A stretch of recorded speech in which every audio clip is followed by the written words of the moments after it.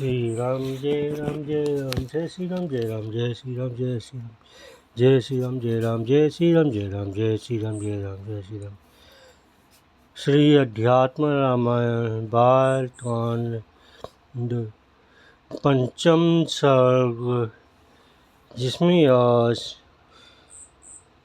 विश्वामित्र के आश्रम पहुंचकर यज्ञ की अर्थात गलते हुए माइस और स्वभाव का दमन का प्रसंग तथा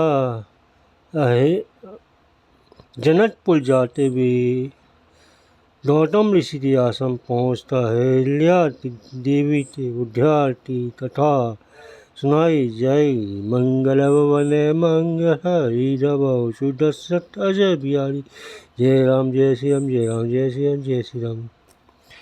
श्री महादेव उवाच तत्कामाश्रमे रमे कानने मुनि संकुले उषित्वा रजनीमेका प्रभाते प्रतिष्ठासने सिद्धाश्रम दत्ता सर्वे सिद्धिचारण सेवितं विश्वामित्रेण संदिष्ट मुनियस्त निवासिन्। श्री महादेव जी और हे पार्वती तत्प्रांत विश्वामित्र सहित वे दोनों ऋषि एक लाख मुनिजन संतुलित अति सुंदर उस कामाश्रम नामक वन में रहकर प्रातःकाल होते ही धीरे धीरे वहाँ से चले। तब वे सब सिद्ध और चारों से सेवित सिद्धाश्रम पर आए। वहाँ रहने वाले मुनिजनों ने विश्वामित्र जी की आज्ञा से शीघ्रतापूर्वक राम और लक्ष्मण का व्रत सत्कार किया। तदनुसार श्री रामचंद्र जी विश्वामित्र जी का हे मुनि, आप इच्छा में से रोइए और हे हवा काम में केवल है दिखला दीजिए, मेरा आश्रम कहाँ है। तब मुनि बोले बहुत अच्छा करने मुनि के साथ एक करना आरम्भ कर दिया। मध्यान्ह समय माइस और स्वभाव नाम के दो काम रूपी राक्षस रक्त अस्थियों की वर्षा करते दिखाई दिए। बुद्धिमान राम ने दो बाण लेकर धनुष पर चढ़ाए और तुरंत पर्यंत खींचकर अलग दोनों राक्षस की ओर छोड़े। उनमें से एक बाण ने मारिच को आकाश में घुमाते हुए 100 योजन दूरी पर समुद्र में गिरा दिया और वह बड़ा ऐसा हो गया। दूसरे अग्नि में बाण ने क्षण में स्वभाव को भस्म कर डाला तथा जो उनके अनन्य अनुयायी थे उन सबको तुरंत ही लक्ष्मण जी ने मार डाला। और सब देवताओं ने लक्ष्मण जी के सहित श्री रघुनाथ जी के ऊपर फूल बरसाए और देव दुंदुभी आदि बाजू का घोष किया तथा सिद्ध और चारण उनकी स्तुति करने लगे। विश्वामित्र जी ने पूजनीय रघुनाथ जी का भली बता पूजन किया और उन्हें गोद में ले नेत्रों में भक्तिपूर्वक प्रेमाश्रु गल भरकर गले लगा लिया। फिर भाई लक्ष्मण सहित राम के को पटे फल आदि खिलाकर पुराण और इतिहास आदि की मधुर कथा सुनाते 3 दिन बिताए। चौथा दिन आने पर विश्वामित्र जी ने राम से कहा, हे राम, महात्मा जनक जी का बड़ा भारी यज्ञ देखने के लिए हम लोग जनकपुर चलेंगे। वहाँ महर्षि महादेव जी के धरोहर के रूप में रखा हुआ बड़ा भारी धनुष है। उस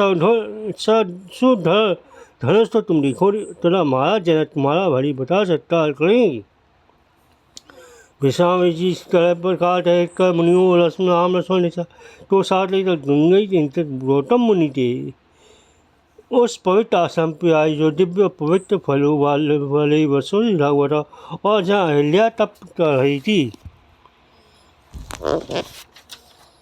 कमल ने मुहमान श्रीमान राम जी ने उस आश्रम को देखकर मृग पक्षी नाना प्रकार जीवों सहित देख मुनिवर कौशिक से पूछा, यह पत्र पुष्प फल आदि से संपन्न तथा जीवन से उन्हें महान आश्रम जो बड़ा सुंदर रमणीय और पवित्र दिखाई पड़ता है किसका है। भगवान ने इसे देखकर मेरा चित्त अति आह्लादित हो रहा है।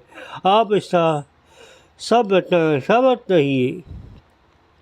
विश्वामित्र जी बोले, हे राम, हे आश्रम तो पूर्व उत्तर सुनो।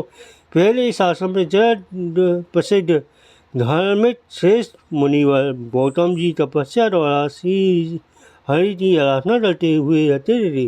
उनके ब्रह्मचर्य से संतुष्ट होकर भगवान ब्रह्मा जी ने उनकी सेवा के लिए उन्हें अहिल्या नाम की एक लोट सुंदरी सेवा प्रणाना कन्या दी। और तापस पवन गौतम जी उस अहिल्या के साथ भान रहने लगे। निदान देवराज इंद्र अहिल्या के रूप लावण्य पर मुग्ध होकर नित्य पति उसके साथ रमण करने का अवसर देखने लगी। एक दिन मुनिवर गौतम के बाहर चले जाने पर वे गौतम का रूप अहिल्या के साथ रमण कर जल्दी से वहाँ से चलता बना। इसी समय मुनि जी वहाँ लौट आए। उसे अपना रूप धारण करता वहाँ से जाते थे। गौतम मुनि ने तो अत्यंत करता ले दुष्टात्मा, अरे अधम, मेरे रूप को धारण करने वाला तू कौन है? सच सच बता, नहीं तो तुझे अभी वशम कर दूंगा, इसमें संदेह न करना। तब वह बोला, भगवान मैं काम से विभूषित देवराज इंद्र, मेरी रक्षा कीजिए, मुझ पापात्मा ने बड़ा धनकार किया है। तब गौतम ने क्रोध से आंखें लाल करके देवराज को साफ दिया, हे दुष्टात्मा, तू योनि लंपट है, इसलिए तेरे में श्रेष्ठ भंग हो जाए। इस प्रकार देवराज तो साफ देता मुनि ने अपने आश्रम में प्रवेश किया। देखा कि अहिल्या वैसे तापती हुई हाथ जोड़े खड़ी है। उसे देखता गौतम मुनि ने, हे दुष्ट, तू मेरे आश्रम में शिलात में निवास कर, यहाँ तो निहार रहकर धूप वायु और वर्षा आदि को सहन करती हुई दिन रात तपस्या का और एकाग्र चित्त से हृदय में विराजमान परमात्मा राम का ध्यान कर। आवश्य है कि आश्रम विविध प्रकार जीव जंतु सहित हो जाएगा। इसी प्रकार कई हजार वर्ष बीत जाने पर यहाँ दशरथ श्री रामचंद्र जी आवेंगे।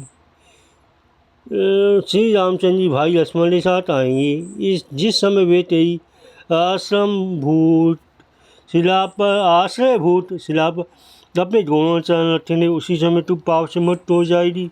तब भक्ति पूर्वक श्री रामचंद्र का पूजन कर उनकी परिक्रमा और प्रशंसा पूर्वक स्तुति कर साथ से सूझ जाएगी और फिर पूर्वक मेरी सेवा करने लगेगी।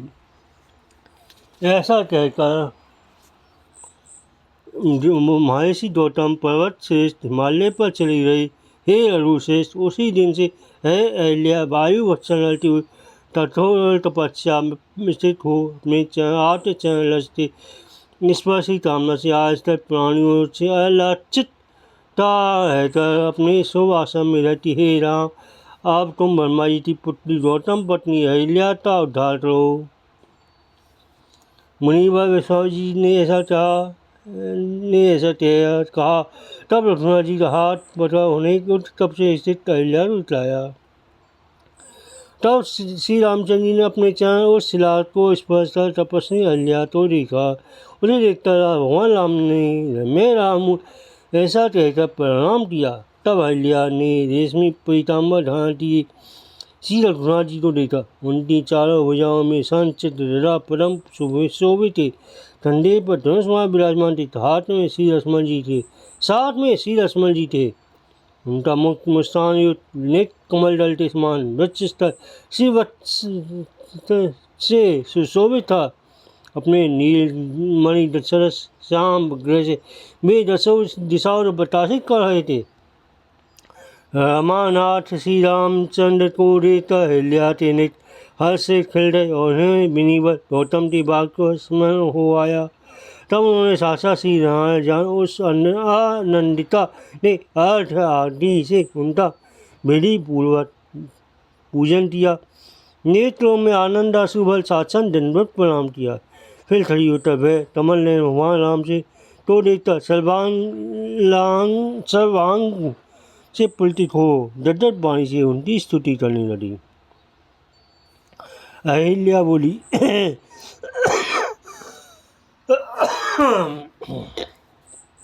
हे जगनिवास, आठ चरण कमलों से आज मैं तथार्थ हो गई। आओ, बड़े भाग्य की बात है। आपके इन पंडाल वेदों का ब्रह्मा और शंकर आदि देवता चित्त से सर्वदा अनुसंधान किया चलते हैं, उन्हीं का आज मैं स्मरण कर रही हूँ।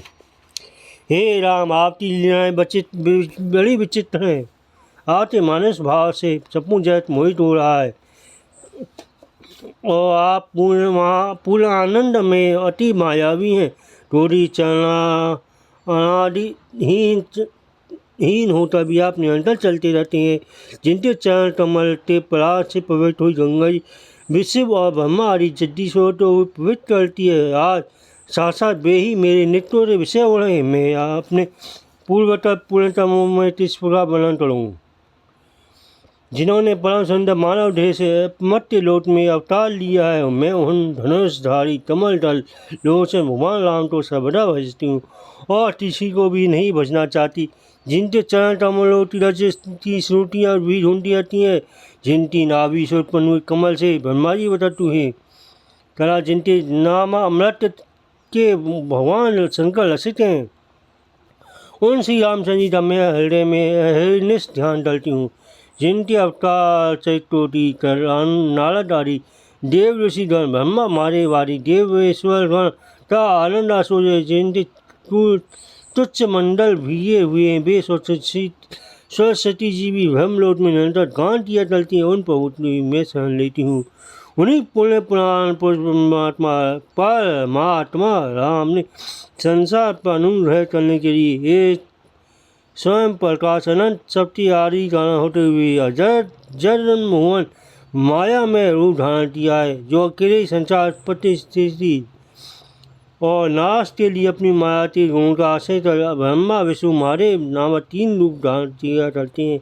वे स्वतंत्र परिपूर्ण आत्मा आप ही हैं। हे राम, आपके जिन चरण कमलों को श्री रश्मि जी अपने वशिष्य पर रखकर बड़े प्रेम से लाल लड़ाती हैं, जिन्होंने पूर्व काल में बल्ली बंधन के समय एक ही पग में संपूर्ण त्रिलोकी नापी थी तथा अभिमानहीन मुनिजन जिनका निरंतर ध्यान दिया रहते, उन आपके चरण कमलों को मैं नमस्कार करती हूँ।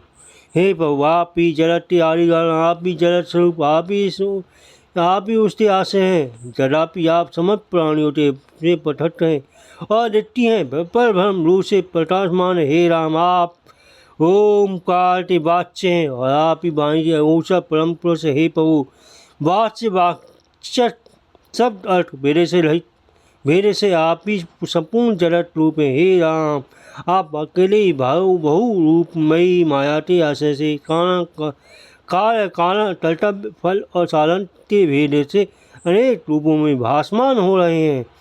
हाथी माया से जिनकी बुद्धि मोहित हो रही है, वे लोग आपका वास्तविक रूप नहीं जानते। आप मायापति परमेश्वर वे मूलजन साधारण मनुष्य समझते हैं। आप आकाश समान भाव भीतर सब ओर विराजमान निर्मल असंग अचल नित्य शुद्ध बुद्ध सत्य स्वरूप और वे हैं। हे प्रभु, वे मूल अज्ञानी स्त्री भला आपके तत्व क्या जानूँ। अतः हे राम, मैं अन्य भाव से आपको सैकड़ों बार नमस्ते व नमस्कार ही करती हूँ।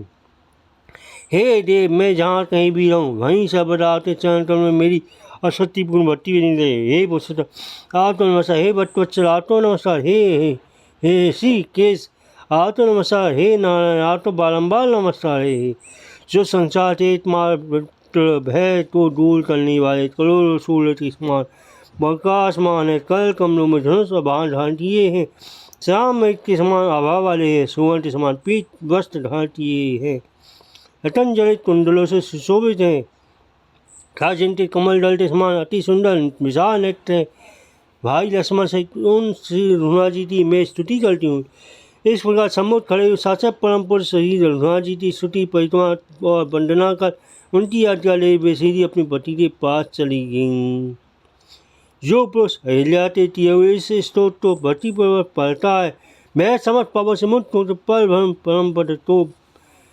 ब्रह्म पद को प्राप्त कर लेता है। जब भंग्या से भी श्री रामचंद्र जी को हृदय में जानकर पुत्र की कामना से इसका भक्ति पार करे तो इस वर्ष में उसे श्रेष्ठ पुत्र प्राप्त हो सकता है। तथा श्री रामचंद्र जी के कृपा से उसकी समस्त कामनाएं पूर्ण हो जाती हैं। ब्राह्मणतावाद करने वाला, ग्रुप स्त्री से भोग करने वाला, चोर, माता पिता भाई की हिंसा करने वाला तथा निरंतर भोगासक्त रहने वाला पुरुष यदि अपने हृदय में विराजमान श्री रघुनाथ जी की भक्ति वर्णित स्मरण करता है और उनका ध्यान करते हुए इस पाठ करता है तब मुक्त हो जाता है। वह स्वधर्म पुरुषों तो फिर स्वधर्म प्राण प्रसूति बात ही क्या है। ब्रह्म धनो दो पर तलपो गोपी पुरुष स्तेईसुरोपी भा मात भात बहिंस गोपी सतत भोगित वधातुर नित्य सोतामिदम जपमत लरुपति भक्त्या हृदस्य समने ध्यान मुति मुपेति पुनरेशो स्वराच्य युतो नरः इति श्रीमद् अध्यात्म रामायण उमा महेश्वर संवादे बालकांडे अहिल्यावतारण नाम पंचम सर्ग। मंगलवन मंगल हरि जय श्री राम जय श्री राम जय राम जय श्री राम जय श्री राम जय राम जय श्री राम जय श्री राम। मंगलवन मंगल हरि जब सुदर्शत जय जय राम जय श्री राम जय श्री राम जय श्री राम।